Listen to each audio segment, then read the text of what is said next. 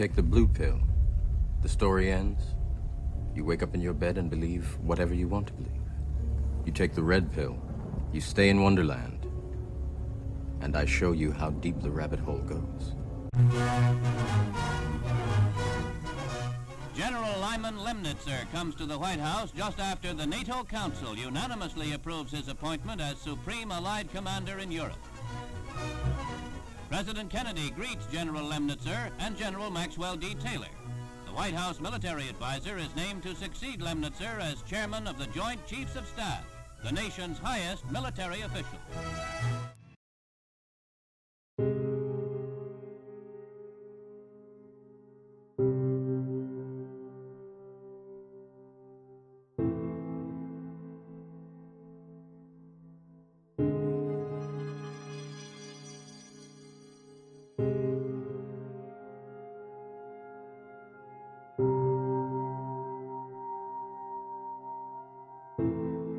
Author Webster Tarpley wrote, "Above all else, Kennedy was acting like a man who thought he was president."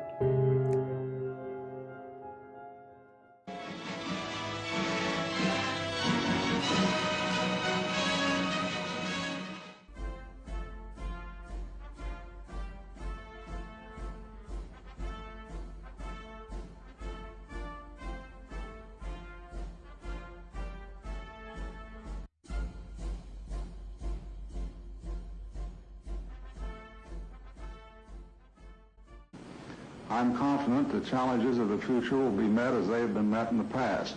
And because of this confidence, I wish to salute all SAC personnel on our 10th anniversary for their past and future contribution to peace through global air power.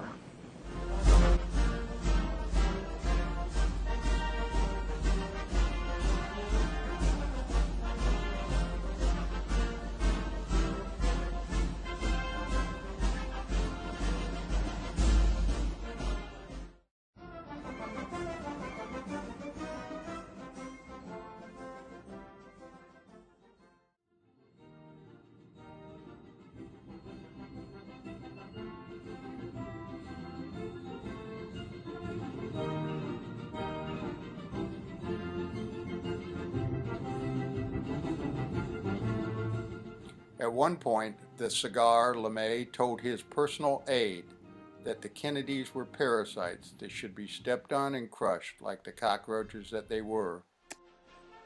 The very word secrecy is repugnant in a free and open society, and we are, as a people, inherently and historically opposed to secret societies, to secret oaths, and to secret proceedings. We decided long ago that the dangers of excessive and unwarranted concealment of pertinent facts far outweighed the dangers which are cited to justify it. Even today, there is little value in opposing the threat of a closed society by imitating its arbitrary restrictions. Even today, there is little value in ensuring the survival of our nation if our traditions do not survive with it. And there is very grave danger that an announced need for increased security will be seized upon by those anxious to expand its meaning to the very limits of official censorship and concealment. That I do not intend to permit to the extent that it's in my control. And no official of my administration, whether his rank is high or low, civilian or military, should interpret my words here tonight as an excuse to censor the news, to stifle dissent, to cover up our mistakes, or to withhold from the press and the public the facts they deserve to know. For we are opposed around the world by a monolithic and ruthless conspiracy that relies primarily on covert means for expanding its sphere of influence, on infiltration instead of invasion, on subversion instead of elections, on intimidation instead of free choice, on guerrillas by night instead of armies by day. It is a system which has conscripted vast human and material resources into the building of a tightly knit, highly efficient machine that combines military, diplomatic, intelligence, economic, scientific, and political operations. Its preparations are concealed, not published. Its mistakes are buried, not headlined. Its dissenters are silenced, not praised. No expenditure is questioned, no rumor is printed, no secret is revealed. Kennedy's 1960 campaign, he launched an ideological war against communism. Communist influence has penetrated into Asia. It stands in the Middle East and now festers some 90 miles off the coast of Florida. Let every nation know, whether it wishes us well or ill, that we shall pay any price, bear any burden, meet any hardship, support any friend, oppose any foe, to assure the survival and the success of liberty. Cuba in particular was a festering thorn in his side. Castro and his fellow dictators may rule nations, they do not rule people. This is Mayor Earl Cabell of Dallas, Texas, a town that's getting ready the city that's getting ready for the visit very shortly of the President of the United States.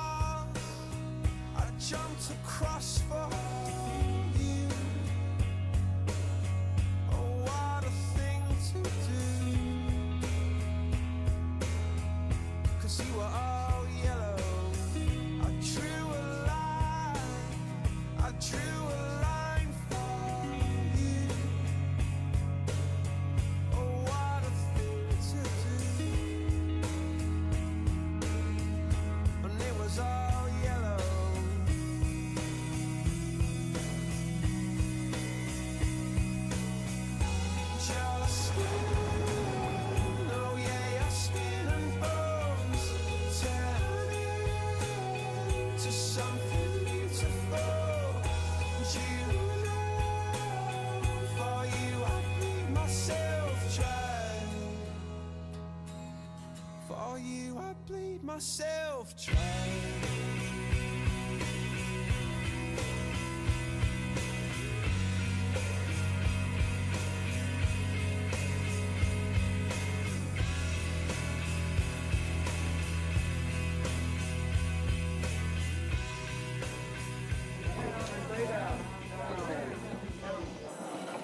I was questioned by a judge. However, I protested at that time that I was not allowed legal representation. In bringing Oswald out, they were, of course, doing something that you would never see happen today. But they were trying to cooperate with the press with the understanding that there would not be questions shouted at him. Did you kill the president? No, I've not been charged with that. In fact, nobody has said that to me yet.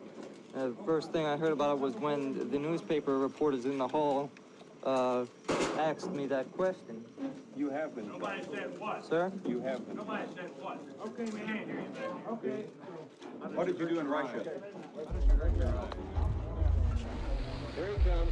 Now the prisoner wearing the black spider is changed from his t-shirt. Let me have it. I want it. Being let out by Captain Fritz. There is the prisoner. There is Leon. He's been shot. He's been shot. Lee Oswald has been shot. There's a man with a gun. Absolute panic. Absolute panic here in the basement of Dallas Police Headquarters. Detectives have their guns drawn. There is no question about it. Oswald has been shot at point-blank range, fired into his stomach.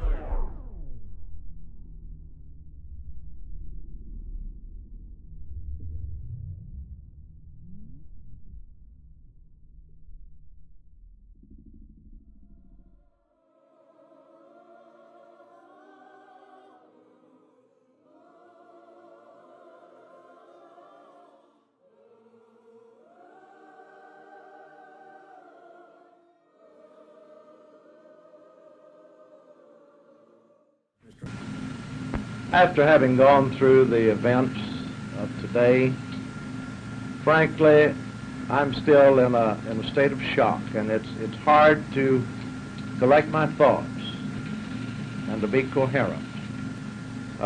It's indescribable. What will that do to Dallas, Mayor?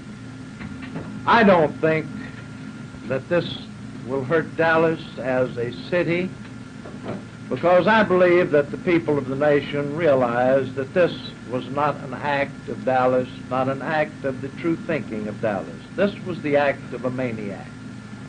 And this maniac could just as well have lived in Miami, could have lived in New York, St. Louis, or anywhere else.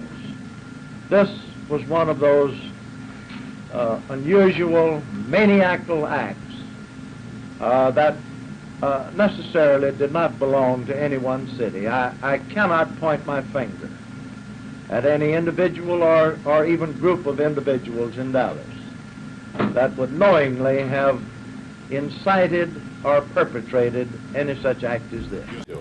I was a hospital corpsman, United States Navy, and I was stationed in Bethesda, Maryland. At Bethesda Hospital, where the president was brought? Yes, sir. Were you present when they brought the president in? Yes, sir. Who else was there in that autopsy room? Describe the scene, just so the jury can see it in their own eyes. Well, you have to imagine what the autopsy room looked like. It was quite large, had an amphitheater. It was used for teaching. All right. Pathology. The room was filled full of Army, Navy, Air Force, Marines, high-ranking officers, civilians. It was jam-packed. All right. Did you? What was the attitudes of the people? Was it calm? No. What was it? It was very hysterical. Was Dr. Hume receiving any interference in what he was doing? We were interfered with constantly, yes. And who was interfering with what was going on? Well, there was Admiral Berkeley, the president's physician at the time. What was he doing? He just interfered constantly. We'd go to do a procedure, and he'd say, "No, let's don't do that. Let's do something else." Or the Kennedy family wouldn't like that, or it was on and on like that all the time. Now, when the president came in, what did you do? The casket came in approximately 8 o'clock in the evening. They set the casket on the floor beside the table, and we opened the casket. Inside was a body bag. The body bag was unzipped, and we removed the president's body and placed it on the table. Did you help do that? Yes. Did you have your hands on him? Yes. At what part of his body, sir? His shoulders. All right, you were at the head end. Yes. Well, now let's just describe to the ladies and gentlemen of the jury what you were prepared to do. What were you prepared to do? Prepare the body, to remove the brain. And you were prepared to remove the brain? Yes. And would you tell the jury how that's done, please? In order to remove a brain from a deceased person, you have to make an incision that goes from ear across the top of the head to ear. Then the scalp is slowly peeled back until it's hooked under the chin on the front. The scalp is retracted in the back the same way. You then cut the temporal muscles on both sides. You have two sets of muscles on both sides called temporal muscles. They're cut.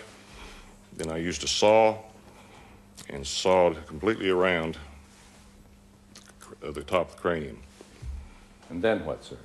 You take a small chisel and you pry the cranium loose and open up the top of the skull where you have the dura mater, which is a tough, fibrous membrane that covers the brain. That's then cut with a pair of scissors all the way around, close to where you've done the cutting with a saw. That exposes the whole top of the brain. At that time, you reach in very gently with your left hand, and you pull up the front of the brain and cut the optic nerves and other nerves and veins and arteries that hold and support the cranium, the brain in the cranium. All right, now, Mr. O'Connor, in this case, we have developed some facts that when these doctors who testified here came before this jury to testify, they were never shown a brain. Although they were told there had been a brain placed in a bucket of formaldehyde, but they never were shown the brain. Do you have an explanation for that? Yes, I do. Would you tell the jury what the explanation is? The president's brains were literally blown out of his head. He had none. Are you saying that there was no brain in the president's head? There was no brain. There were pieces of brain matter that were inside the cranium, just macerated pieces. Nothing that you could tell one part from the other. Well, what do you mean there were pieces? How much of the brain was left in the skull? Maybe a handful at the most. You mean a full handful or what? Maybe a half a handful. Now, did you open the president's brain as you would in an ordinary case? We didn't have to. You mean you didn't peel the president's brain back? No, sir. There was nothing to do. He had a monstrous hole in his head.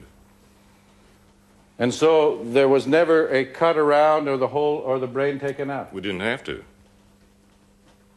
Because the brain wasn't there? The brain was gone for all practical purposes. It was gone. Well, when these people draw pictures of the brain, when these people say that there were pictures taken, photographs taken of the brain, what do you have to say about that? They must be talking about somebody else. Well, were you at the head of the president all during the time the autopsy was taken? The whole time. When people say that the brain was fixed in formaldehyde, is that true? No. Is that a lie, sir? It has to be. There's no brain. Thank you, sir. You may examine. Mr. O'Connor, you were 21 at the time, sir? The time of the incident? 21 or 22. I'm not really sure right now, sir. I have no doubt, Mr. O'Connor, that in a normal situation it would be you who would remove the brain from the decedent, but this obviously and unquestionably was not a normal situation. You certainly agree with me on that? Yes, sir. Okay. Is it possible then that the autopsy surgeons would have done this, as opposed to you, in this situation, since it was so unusual? Well, they did most of the mundane jobs that we did that night. Okay. But they did not remove the brain from the body? There was no brain to be removed. The official autopsy report in this case, Mr. O'Connor, dated November the 22nd, 1963, states on page 4, The brain is removed and preserved for further study following formalin fixation.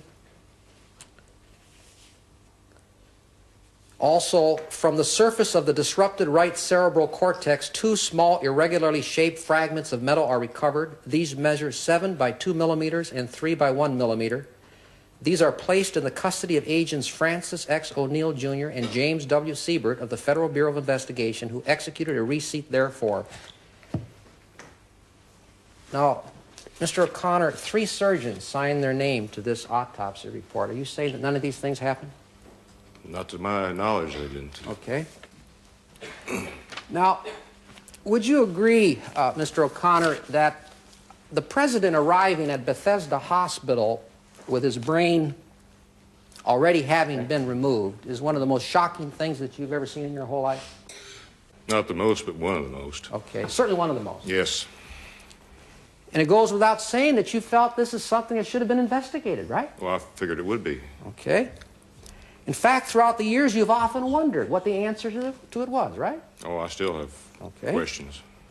Now, in 1978, you were interviewed by the House Select Committee on Assassinations. Is that correct? That's correct. And this was a 1.5-hour interview. Yes, as I can remember. Pretty much in depth, right? Yes, sir. They wanted to know about your observations that night, right? That's right. They want to talk to everyone who had anything to do with this matter. That's correct. Okay. Now, Mr. O'Connor, if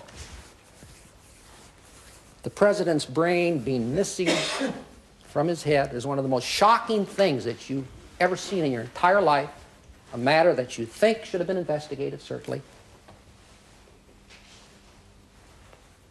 And if they spoke to you for 1.5 hours about your observations that night, why wasn't it important enough for you to tell these people about it? I was under orders not to talk until that time. What? I was under orders not to talk to anybody. By whom? By the United States military brought in orders a couple of days after the autopsy, and we were to remain silent. But you talked to them for 1.5 hours. You told them all types of things in that document. I received permission from the Select Committee on Assassinations to talk through the Secretary of Navy and Secretary of Defense. Paul, when I first asked you this question over the phone, did you tell me the reason I never told them is they never asked me? Well, they didn't ask me. And that's why you didn't tell them? Yes.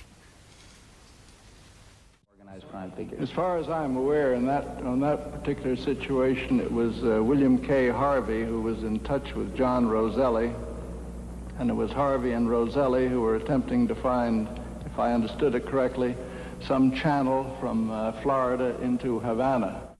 Why was Harvey under investigation?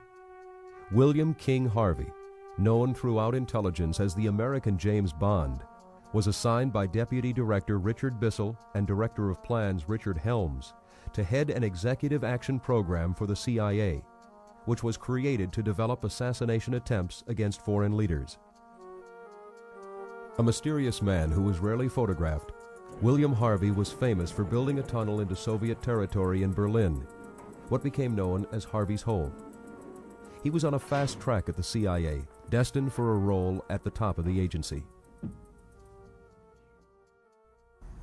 He had a great reputation for building a tunnel in Berlin, which produced a lot of information, though there's some suspicion now, based on newly available Soviet documents, that the KGB knew about the tunnel and was using it as means of sending disinformation to the West. He was a heavy drinker, and he had a reputation of being a bull in a china shop. Harvey had held many positions over the years that made him suspicious to the committee. Besides his relationship with Roselli, he was one of only 3 people involved in a covert program to send false defectors into the Soviet Union, and was undoubtedly aware of Oswald's defection. As head of the Executive Action Program to assassinate Castro, he developed a profile of the ideal assassin. In his handwritten notes for the program, codenamed ZR Rifle, he defines the ideal assassin as a person with communist credentials that can be used if the cover is blown. I talked to Harvey, and he told me that he trusted Johnny Roselli, that I could believe Johnny Roselli after I filled him in on some of the things Roselli had told me. And he confirmed, very reluctantly. It took me not 5 years, but it took me quite a while to get William Harvey to talk to me. When he did talk to me, he confirmed Roselli's story.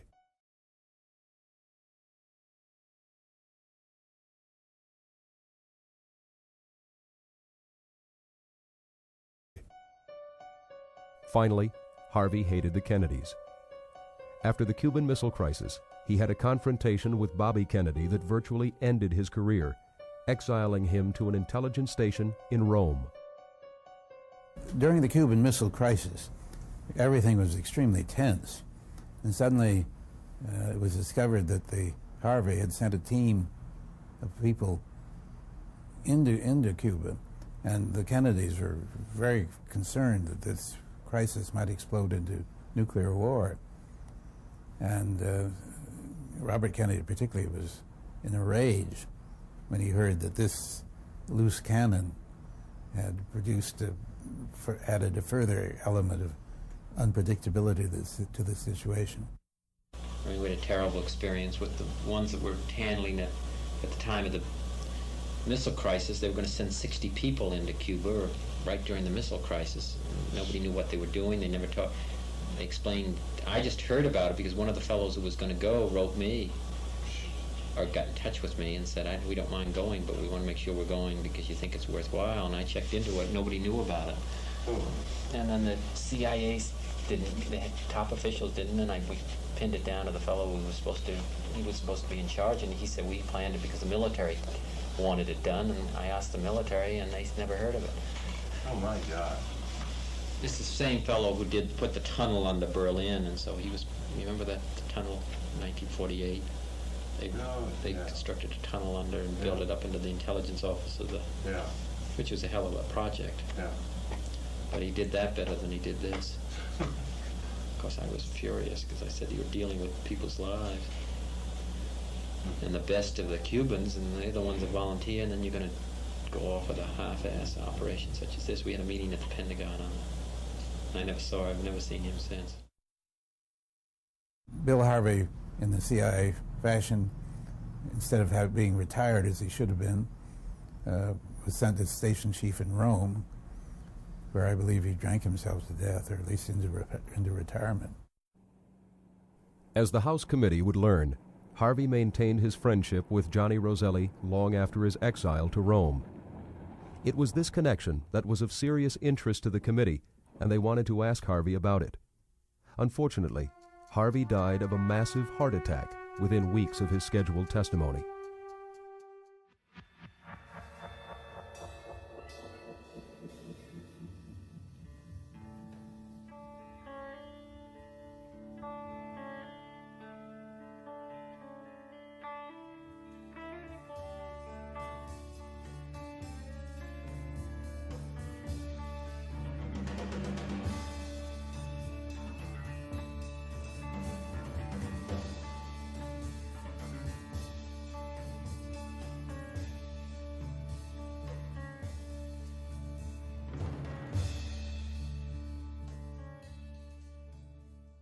You know, Bobby Kennedy and my husband were absolutely enemies. I mean, just pure enemies. Well, from the sound, and not just from what I've heard reading through you and heard from you, but Bobby was, from all other sources, Bobby was not a real bright man on things. He was an idiot. Okay. They went from genius to idiot. Yeah. And he was at the idiot end of the scale. And he really was very narrow, and he did not have a very good philosophy, and he had no confidence in himself because his brother put him in a job that he wasn't really capable of handling. It made a lot of stress for the people who were working in law enforcement.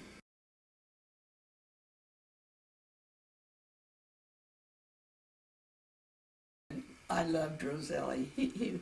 My husband always said if I had to ride shotgun, that's the guy I'd take with me. Much better than any of the law enforcement people. Roselli was the kind of guy that if he gave you his desires and his friendship, well, he was going to stick by you. No matter what. Yeah. Loyal. And he definitely was mafia, and he definitely was a crook, and he definitely had pulled off all kinds of stunts with the mafia, but he was a patriot. He believed in the United States, and he knew that my husband was a patriot, and that's what drew him to Bill. And he had been recruited by another guy from the FBI for assassination purposes on Kennedy, or on Castro.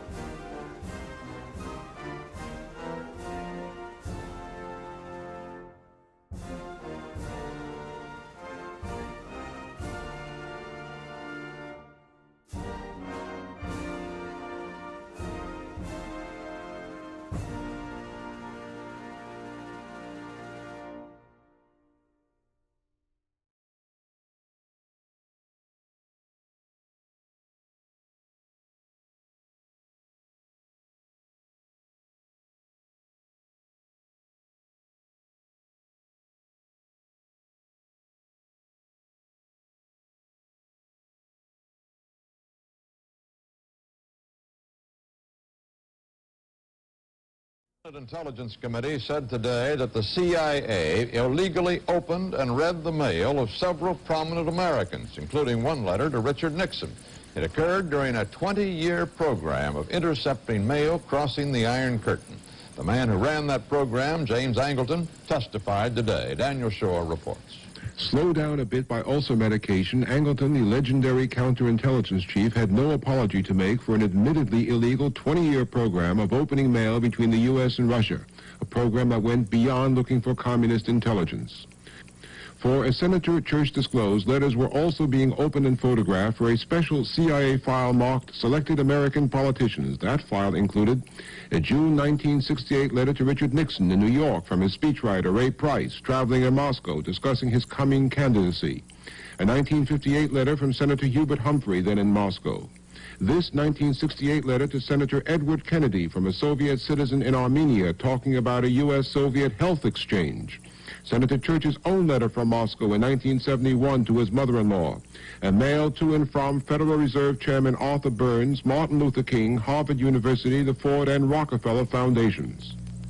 This kind of either surveillance or interference on any correspondence to officials or to any Americans, I think, is I think, extremely unfortunate. We believe that it was extremely important to know everything possible regarding contacts of American citizens with communist countries. What counterintelligence objective was it thought you were achieving in opening the mail of what most of us would assume to be very patriotic, thoughtful, decent Americans?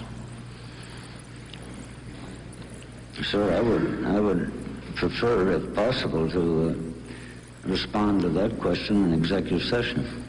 Angleton didn't reply today, but did confirm what former Nixon aide Tom Charles Houston testified yesterday, that in 1970, when President Nixon was considering permitting postal snooping, the CIA and FBI concealed from him that had been going on for 18 years. What possible justification was there to misrepresent a matter of such importance to the Commander-in-Chief? I have no satisfactory answer to your question. Didn't the CIA have an affirmative duty to inform the President about such a program? I believe so, without any question.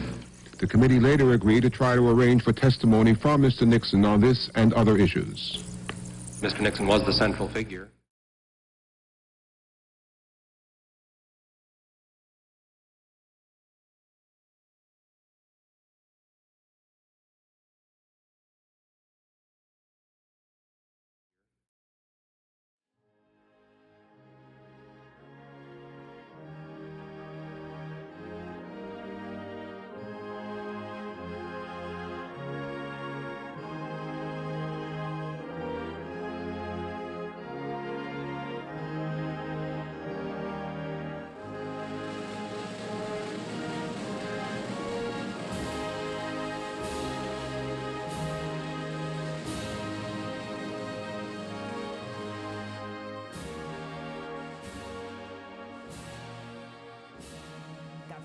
The new book is written by journalist and historian David Talbot, the founder and former CEO and editor-in-chief of Salon. The book examines the life and legacy of Allen Dulles, the longest-serving CIA director. He held the position from 1953 to 61, but his influence is still felt at the agency. Under his watch, the CIA overthrew the governments of Iran and Guatemala in 1953 and 1954, invaded Cuba, and was tied to the killing of Patrice Lumumba, Congo's first democratically elected leader. During part one of our conversation, I asked David Talbot about the 1953 coup in Iran and the 61 murder of Patrice Lumumba. Part two of our interview begins with Guatemala. The ramifications of the CIA's 1954 coup are still being felt in Guatemala, where voters will go to the polls next Sunday to elect a new president. Last month, President Otto Pérez Molina resigned and was jailed following a popular uprising. I asked David Talbot to talk about the 54 coup and the role played by Allen Dulles and his brother, John Foster Dulles, who was Secretary of State at the time. Yes, when Fidel Castro comes to power in Cuba, he again antagonizes the same corporate interests that Dulles brothers represent, oil companies like the Rockefeller-owned Standard Oil and others, agribusiness firms. So they believe that Fidel has to be eliminated. And they began plotting under the Eisenhower administration, with Eisenhower's approval, to assassinate Fidel Castro. And in fact, at one point, Fidel Castro, who was beloved in this country after the revolution, he had overthrown a thug, a mafia-backed thug, Batista, a very corrupt and violent dictatorship. He was seen as the future and very glamorous, he and Che Guevara and so on. They would come to New York and would be mobbed by people in the streets. Kennedy did do a flip-flop to an extent after that. He came in as president. He was young. He was untested, under a lot of pressure from the national security people in his administration. He inherited the Bay of Pigs operation, the plans for that. He was basically told, look, if you pull the plug on this thing, it's so far along now, there'll be a major political backlash against you. So he was kind of sandbagged by the CIA. He did go through with it, but he had no intention of widening it into an all-out U.S. military assault on the island, on Cuba. But that's what the CIA had in mind. They knew that this motley crew of Cuban exiles they'd put together to invade the island wasn't sufficient to unseat Castro. But what they hoped and what they planned was that a young President Kennedy, as this invasion was bogged down on the beaches of the Bay of Pigs, would be forced then to send in the Marines and the U.S. Air Force to topple Castro. After early attempts to kill Castro failed, the CIA turned to more devious methods.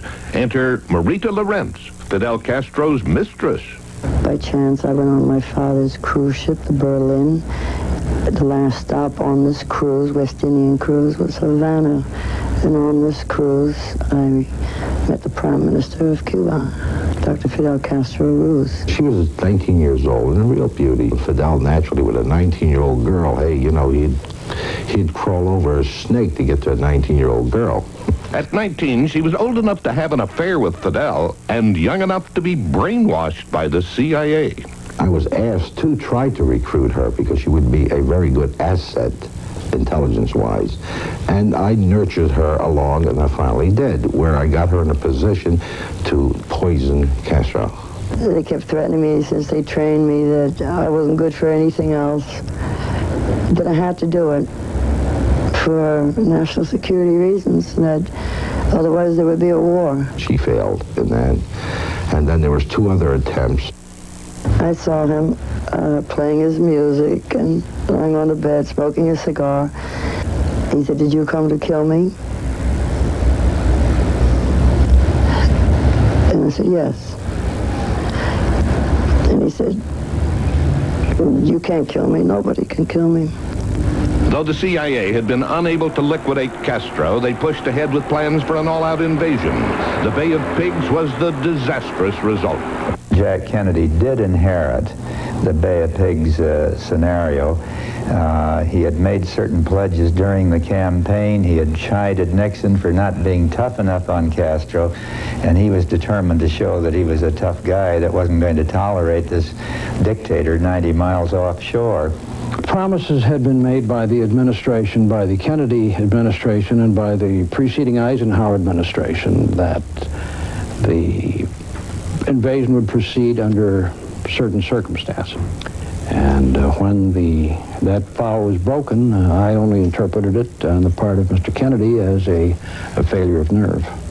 He was scared because Khrushchev says, "Don't do this or we're going to do that."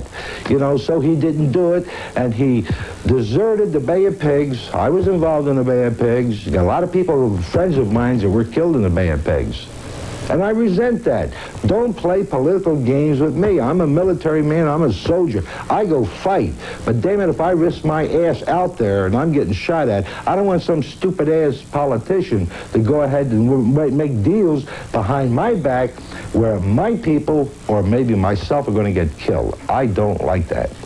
After the Bay of Pigs, John F. Kennedy angrily said that he was going to break the CIA into 1,000 pieces. I'd like you to respond to that. I think that for him to have said that was probably a way of disguising from himself the fact that he himself was responsible for the fiasco at the Bay of Pigs. And I'm sure that that's something that haunted him for the rest of his days.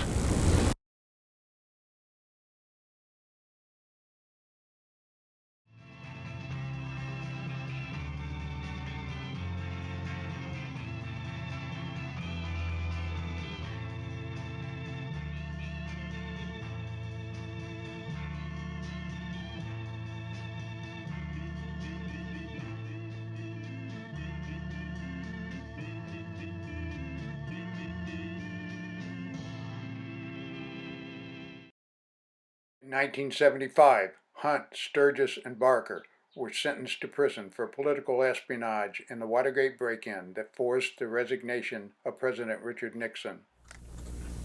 There was nobody with the leverage that LBJ had, no competitor. He was the vice president, and if he wanted to get rid of the president, then he had ability to do so by corrupting different people in the CIA.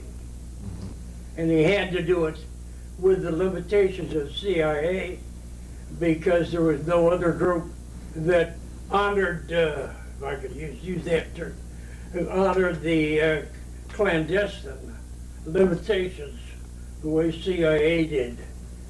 They could do something, turn their back on it, and move on to something else. It was not like a military. There was no accounting in that sense. And we know that LBJ had an unlimited ambition. And we know that he was a corrupt individual. And that the dollar sign was very important to him. As vice president, he didn't have the leverage that a president did or wood. And so that was an attractive goal for LBJ.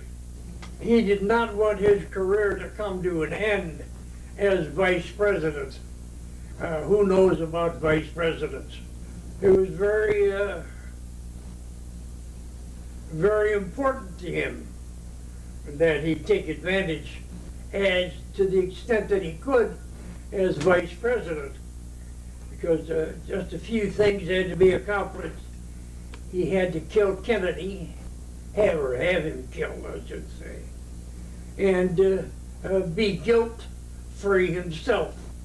Then he could go on and do what he wanted to do as President of the United States. It was a very tempting and almost a logical move on his part. I keep thinking about Bill Harvey, call Harvey and say, look, there's some things I want to have done. I mean, Harvey didn't want just an additional CIA salary. He wanted to move on. And LBJ could do that for him if he were president. Right. He couldn't do much for Harvey or anybody as vice president. That was why he used Harvey as the being available and corrupt.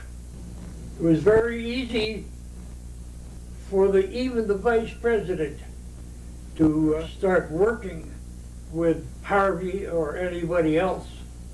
Just say, I want you to do this, I want you to do that. And making sure that they had money that was not their own to do whatever the LBJ wanted to have done. So that when the president was assassinated, the vice president was right there and ready to move along. It doesn't speak well for our democracy at that particular time. He, in my opinion, had an almost maniacal urge to become president. He regarded JFK as he was, in fact, an obstacle to achieving that.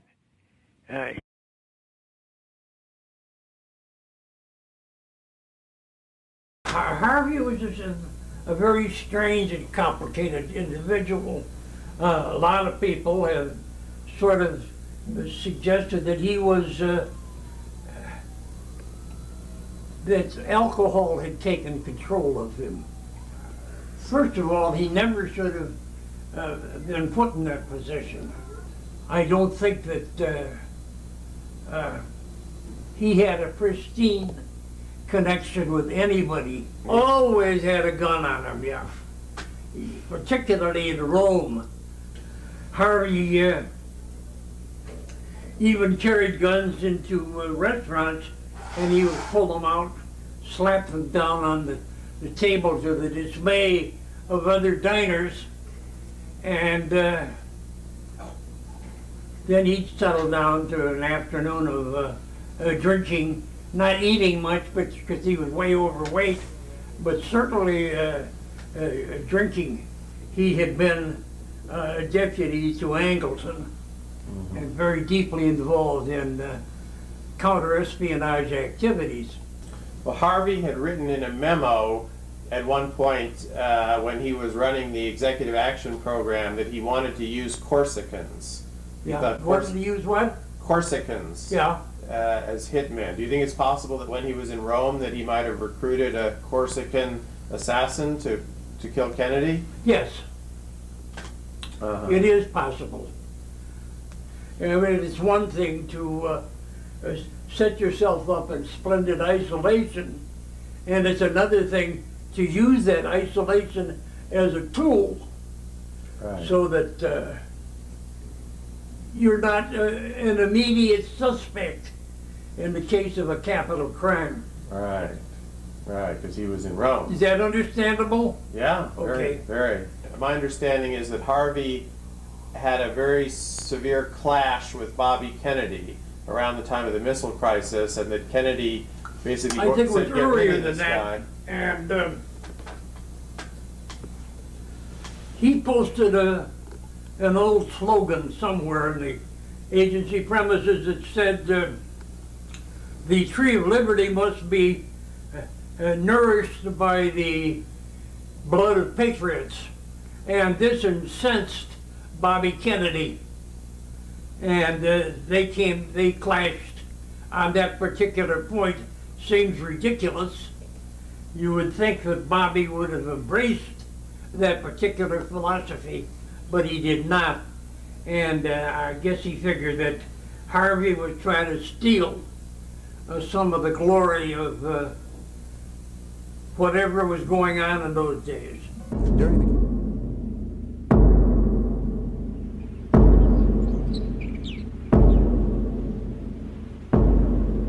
Never before in American history has one family held such an enormous concentration of political power. The plan is perfectly plain: to retain and perpetuate this power for decades. 2 terms for JFK, 2 for Bobby, and 2 for Ted. And in each administration, the brothers who are not president would take over the most powerful cabinet posts. They have several $100 million and some of the best brains on earth to carry it through.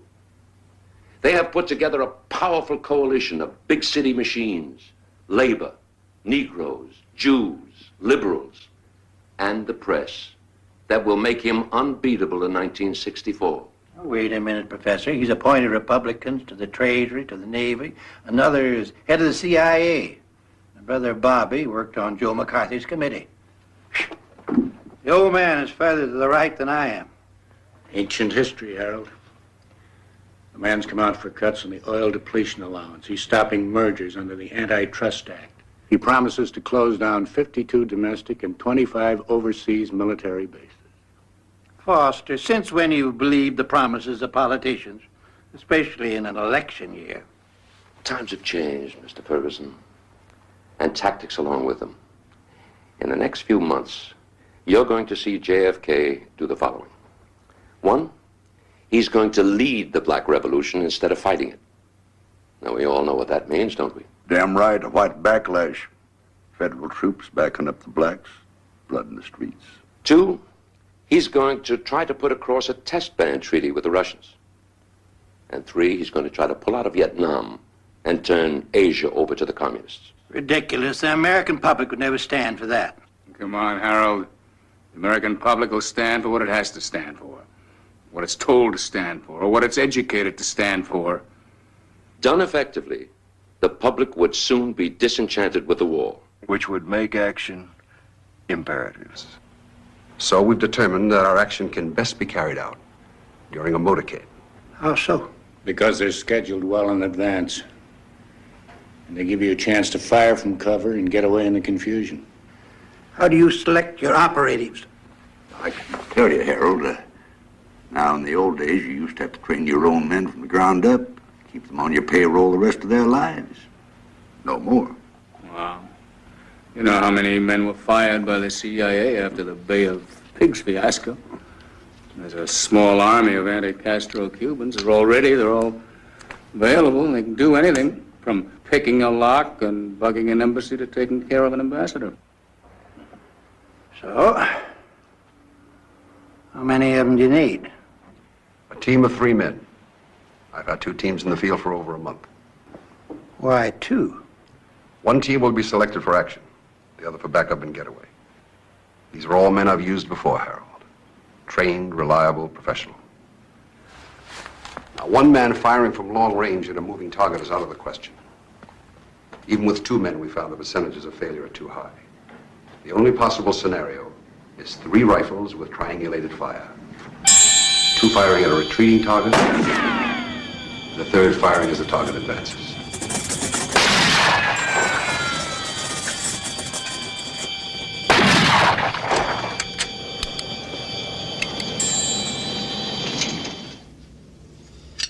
Well, you see, Willard,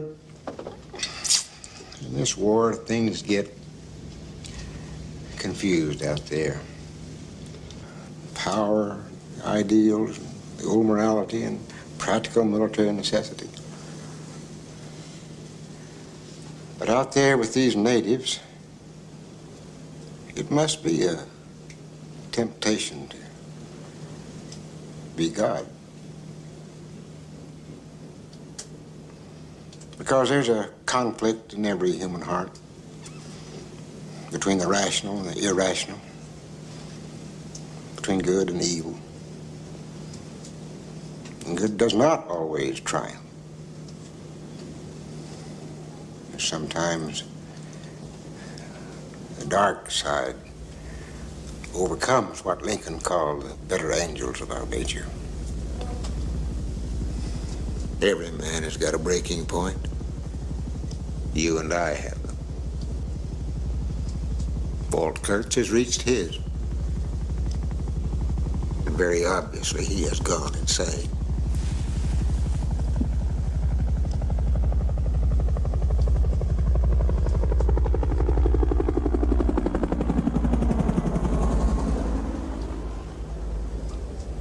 Yes, sir. Very much so, sir. It's obviously insane. Your mission is to proceed up the Nung River in a Navy patrol boat. Pick up Colonel Kurtz's path at New Mung Ba. Follow it, learn what you can along the way. When you find the colonel, infiltrate his team by whatever means available, and terminate the colonel's command.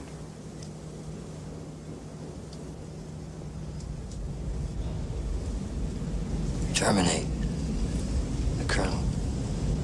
He's out there operating without any decent restraint, totally beyond the pale of any acceptable human conduct. And he is still in the field commanding troops.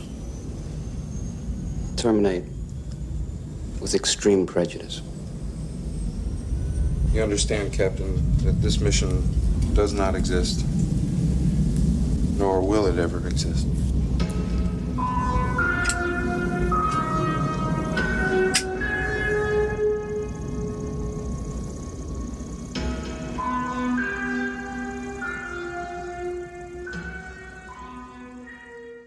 That's shot him down, and mainstream historians really beginning to understand how much at odds President Kennedy was with his own national security establishment. It wasn't just the CIA he was at war with after the Bay of Pigs, it was his own Pentagon.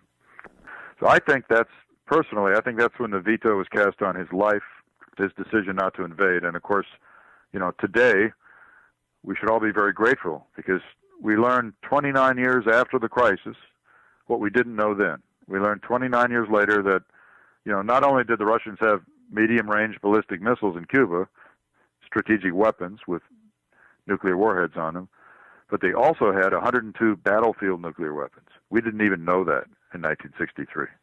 102 battlefield nuclear weapons. 12 of them were Luna missiles with 2 kiloton warheads. That's a small nuclear yield, but it would still destroy a lot of ships at sea or destroy a lot of troops on the beach.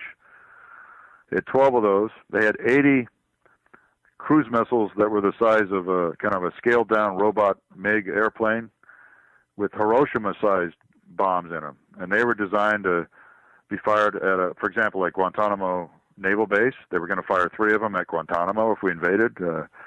They would have been fired at the invasion beaches themselves. They had 80 of those things. And then they had 6 nuclear bombs that could have been delivered by IL-28 bombers. So and 4 nuclear mines for underwater. So they had a total of 102 tactical nukes. When those things were put in Cuba to protect the Russian missiles, the commanders in Cuba, the Russian commanders, were told, you have permission to use these tactical weapons on your own authority if there's an invasion that begins and you cannot contact Moscow. You have permission to use the weapons.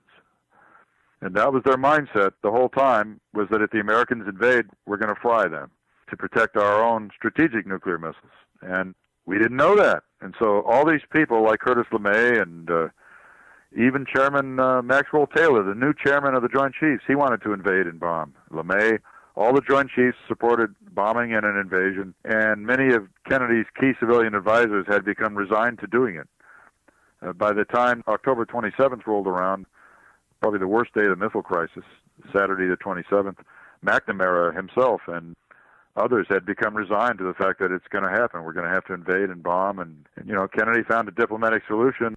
And so, we all avoided disaster by a human hair, because if the American invasion fleet had been fried at sea with nuclear weapons, and if the American Marines and Army divisions had been fried on the beach, and if Guantanamo had been destroyed by these 3 FKR cruise missiles that were going to be launched if we invaded, we would have had World War III, because we would have had to retaliate somewhere against the Soviet Union, and then that would have been it. And we know now that if we had destroyed half the planet with our overwhelming nuclear arsenal, the whole planet would have gone into nuclear winter. Not only would there have been tremendous nuclear fallout, causing mutations and sickness for generations, but the world's, because of all the smoke and ash from all the nuclear fires, nuclear explosions and the burned cities, the Earth's would have been, all the sunlight would have been blocked from the Earth for at least 4 or 5 years. Temperatures would have fallen, plant life would have died, and the food chain would have been destroyed. So it would have been a global catastrophe. Even if the Russians had not destroyed one U.S. city, even if we had gone completely unscathed, half the planet would have been destroyed, and that would have been it for Western civilization, human civilization on the planet Earth. And so we should all be grateful that Kennedy found a diplomatic solution. When McNamara found out about all the technical nuclear weapons in Cuba, 29 years later, I saw him in tears. He was in tears on Larry King on CNN. He was that shaken. Kennedy was lectured on the advantages of doing a preemptive first strike on the Soviet Union. We can nuke these guys. We have such a tremendous superiority over them in nuclear weapons. We can wipe them out in a first strike and get rid of our adversary forever. And, he rejected that twice. He rejected it in 61 and again in 63. By the time they learned about his approaches to Castro, his secret approaches to Castro in September and October, the assassination plot was already long ago in motion. And also that doesn't get a lot of publicity is the unprecedented move to end the space race and go cooperatively, jointly to the moon. That's correct. And, I'm a space buff, and I love the Apollo space program. I'm a historian of the Apollo program. I have every book that you could ever purchase about it, every piece of film. And I didn't know about that until I saw Oliver Stone's movie. And so I said to myself, I got to check this out. I don't know if that's true or not. And it is true.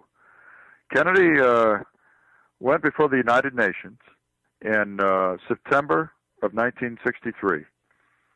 And he proposed, instead of having a race, why don't we go to the moon together, the Russians and the Americans?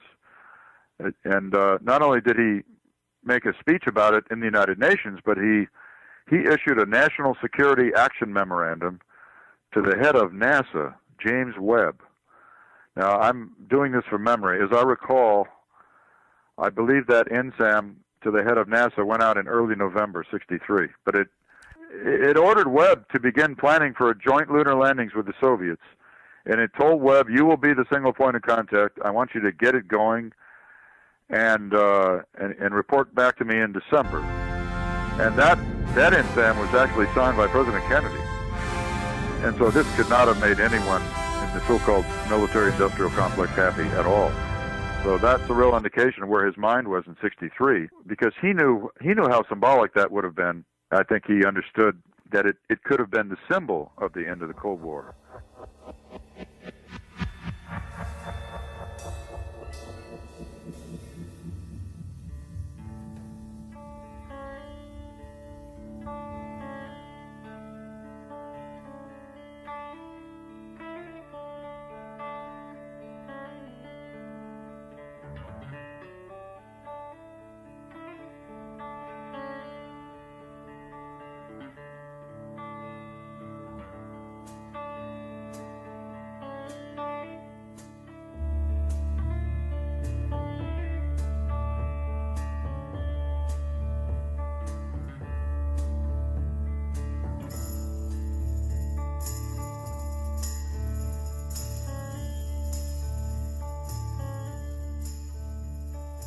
This is the end.